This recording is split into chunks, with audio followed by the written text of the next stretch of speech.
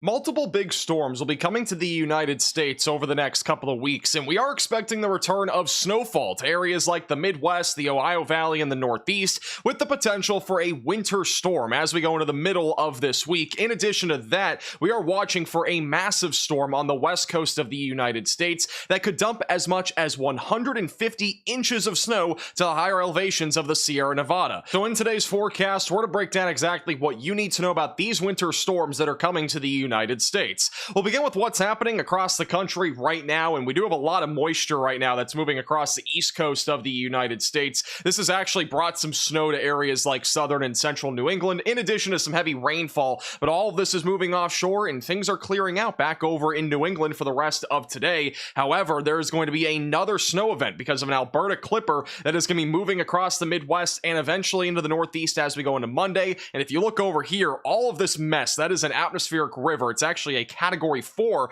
atmospheric river that's happening along the west coast. A piece of energy is eventually going to break off from this atmospheric river, and that's eventually going to lead to a potential winter weather event, maybe even a winter storm over in the Midwest, Ohio Valley, and as well as the Northeast. And we'll talk more about that here in just a moment. But this thing is dumping tons of rain and snow across California, and we are expecting some flooding concerns in addition to some really crazy snowfall totals, upwards of 150 inches of snow back over in the Sierra Nevada. Now, the weather is going to be very different throughout the month of February, and we are expecting a few different winter storms and perhaps even an Arctic blast or two, but exactly where those happen are going to be a lot different from what we've been dealing with throughout January. So let's go ahead and break down the general weather pattern with the jet stream, beginning with what's happening this weekend into early next week. I do want to point out right off the bat, our polar jet stream is lifted very far off to the north, which has allowed for a lot of warmer weather to build across the southern plains, the southeast, and even back through the southwest, which is going to lead to some very warm weather. We are talking about some areas in Texas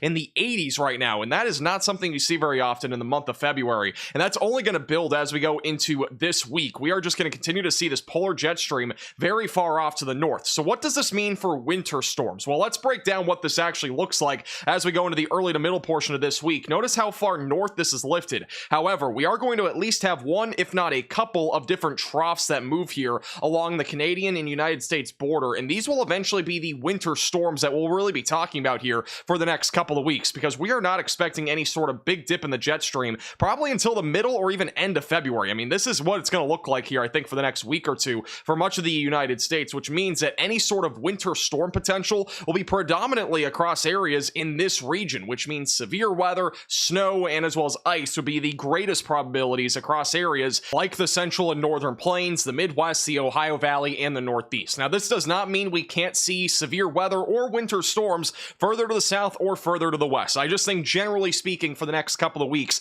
our greatest threat, I think, will be across areas like the Midwest and the Northeast. Now let's talk more about these winter storms that'll be coming to the United States over the next couple of weeks, and we'll begin with what's happening today. We have a ton of snow and rain falling across the Pacific Northwest and along the west coast. This is going to dump several inches of rain and tons of snowfall. We'll talk more about the exact numbers here in just a few minutes. And then back over to the east of that, over in the northern plains and the Midwest, we do have a little Alberta clipper that is going to be moving across the Midwest and eventually into the Northeast tonight into tomorrow morning. This will eventually dump some snowfall in Michigan and eventually move into the Northeast. Overall, relatively light to moderate snowfalls in the forecast. We aren't expecting significant accumulation out of this, just a few inches for most areas. And then eventually, as we go into Monday morning, that is quickly moving out, and then eventually into Tuesday into Wednesday. Notice how things are a little bit calmer, at least for most of Tuesday, but by Wednesday, that is when we think a little piece here of this atmospheric river event will break off and move across the northern plains and as well as the Midwest, and this should eventually translate into some sort of large storm system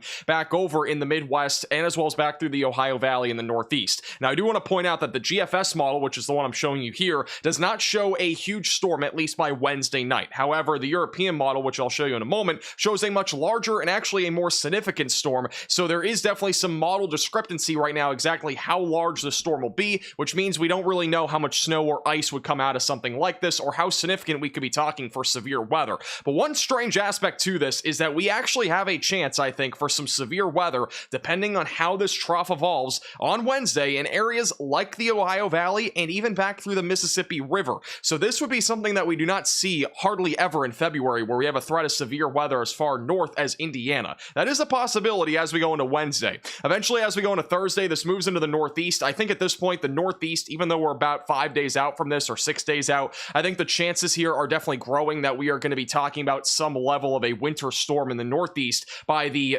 Thursday mark of next week, and eventually by Friday into Saturday, that moves out. The GFS model does remain bullish, indicating that we could see another winter storm or two in the same exact region as we get closer to February 9th and 10th, and then beyond that, things do become a lot more uncertain, even though it does show a very expansive winter storm by around February 12th. But again, there's really no skill in forecasting that far out anyway. Here's what the European model shows in comparison to the GFS, so it shows the same sort of thing again through this weekend into early next week. The big difference here is that it shows a much larger storm, and also it forms a lot faster, which means that we would be talking about ice and snow back over in the Midwest, northern plains, and back through the Northeast on Wednesday, and then there would also be a threat for severe weather associated with this either Wednesday or Thursday back over in parts of the Ohio Valley, and as well as back through areas like the lower Mississippi Valley. That'll be the area to watch for. Nonetheless, it does show this storm also being further north, which means that the snowfall potential back over in the Northeast would be much lower. So at this point, we are confident that there will be a storm system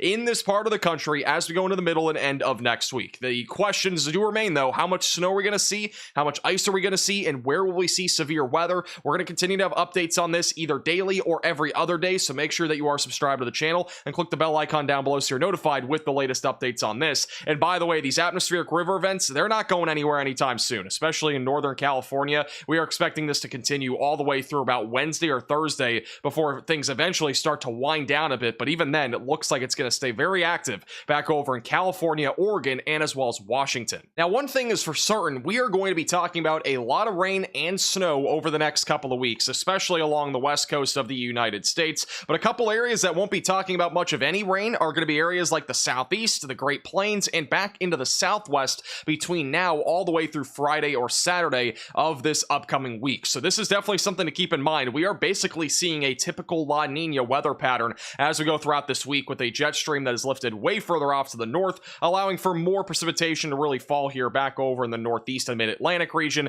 and then your pretty typical atmospheric river events that do occur during this time of the year back along the west coast of the United States. So in terms of total rainfall on the west coast, this is kind of crazy, but we actually could have as much as 20 inches of precipitation back over in the Sierra Nevada. Now, what that means is that that's 20 inches of precipitation. That could be either rain or snow. We are expecting it to be mostly snow in those areas, but even back over near San Francisco and north of there, we are expecting upwards of 4 to 8 inches of rainfall. And back into Oregon and as well as Washington, several inches of rain are in the forecast. Localized flooding and mudslides are definitely going to be possible. This is how much snow we could be talking about, especially in the higher elevations. We could have some areas upwards of 150 inches of snow when this winter storm and this winter weather event with this atmospheric river is all said and done, which is absolutely bananas. If you are anywhere near the Sierra Nevada, there's going to be a lot of snow on the ground, which shouldn't shock anybody, but you know, that's obviously a lot of snow that's going to be falling here over the next 5 days. Even further to the north, we are expecting several areas in the higher elevations, anywhere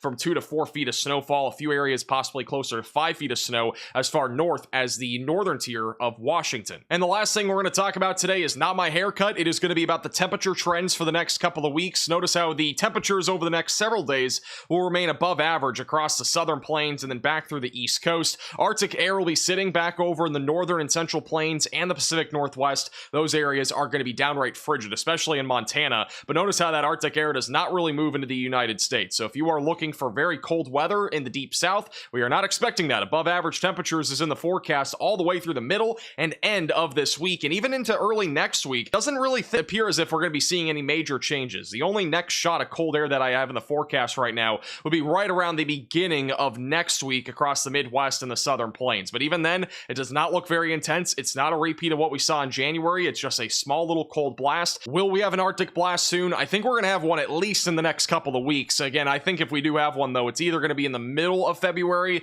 maybe towards the end of February. I do think the polar vortex is going to get a little angry, shoot off some cold air out of Canada back into the United States, and I think things will get interesting again around the last 2 weeks of February. So definitely going to be pretty interesting stuff. Again, it's going to be a busy next few months, especially with severe weather season right around the corner. So make sure that you are subscribed to the channel and click the bell icon down below so you're notified with the latest weather updates.